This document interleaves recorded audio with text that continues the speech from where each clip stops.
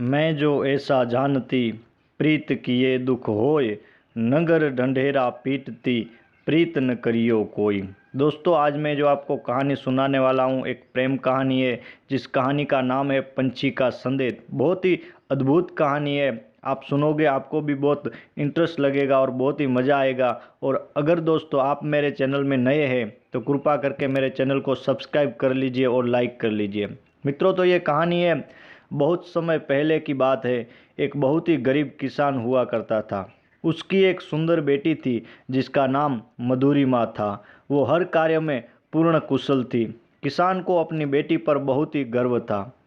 एक बार उनके गांव में एक व्यापारी आया और उसने जैसे ही मधुरिमा को देखा, अपनी सुध-बुध ही खो बैठा। एक बार वो जो उस गांव में आया, फिर अपने देश ना लौटा। वो तो बस मधुरिमा का प्रेम पाना चाहता था। उसे मधुरिमा की सुंदर आंखों में ही अपने जीवन का सार दिखाई दे रहा था। मधुरिमा की नाजुक नाजुक कलाइयों को अपने गले का हार बनाना चाहता था।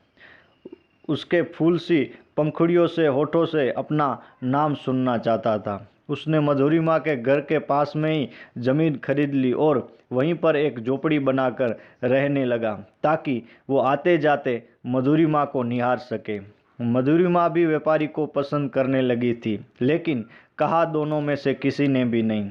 एक दिन मधुरिमा खेतों में काम कर रही थी कि अचानक घोड़े पर सवार होकर उस राज्य के राजा वहां आ पहुंचा। वो मधुरिमा पर मोहित हो बैठा। उसने प्यास का बहाना करके मधुरिमा से पानी मांगा। पानी पीकर उसने मधुरिमा की कलाई पकड़ ली, लेकिन मधुरिमा ने राजा को थप्पड़ मार दिया। राजा ने मधुरिमा से बदला लेने की ठानी। कुछ समय बाद मधुरिमा और व्यापारी में प्रेम हो गया।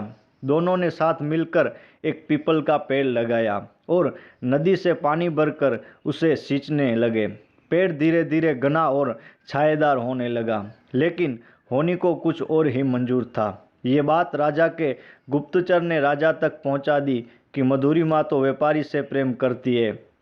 और राजा की मन की प्रतिशोध की ज्वाला जाग उठी। उसने एक रात अपने सैनिकों द्वारा व्यापारी की हत्या करवा दी, नदी में फेंकवा दिया। मगर व्यापारी बच गया, लेकिन पत्थर से सिर टकराने से उसकी याददाश्त चली गई। अब राजा के रास्ते का कांटा साफ हो चुका था। उसने मधुरिमा से प्रणय निवेदन किया, लेकिन व्यापारी के जाने के बाद मधुरिमा तो जैसे पागल ही हो गई। उसने सिवाय व्यापारी के कुछ याद नहीं रहता। दिन ब दिन उसका शरीर जीर्ण होता जा रहा था। वो ना खाती ना पीती, उसकी सुंदरता भी ना रही, वो सिर्फ हड्डियां का ढांचा रह गई।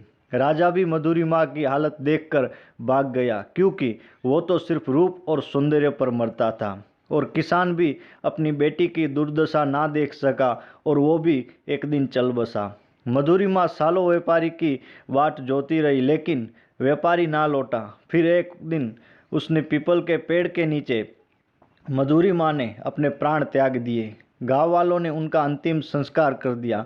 फिर 20 सालों बाद व्यापारी की याददाश्त लौटी। उसे जैसे ही मधुरिमा के बारे में याद आया, वो फौरन ही उसके पास लौट चला, लेकिन वो तो जा चुकी थी।